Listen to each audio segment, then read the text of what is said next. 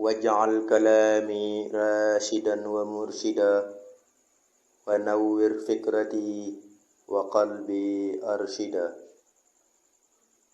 Qala Rasulullah sallallahu alaihi wasallam, Yonent bi sallallahu alaihi wasallam neena, ma nahala walidun waladahu afdala min adabin hasanin.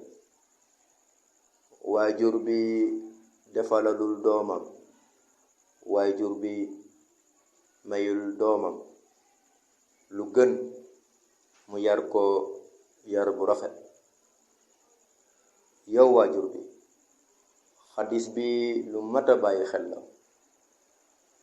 gaa doom dañ ko war a solal, doom dañ ko war a dundal, waaye ñu bañ a fàtte ni yar ko yar bu rafet lu ama am solo la.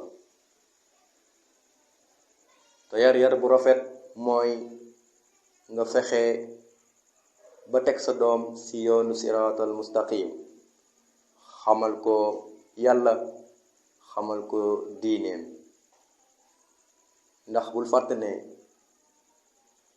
ëllëg yow waajur bi dinañ la laaj nan moo nekkoon sa taxawaay sa digganteeg say doom.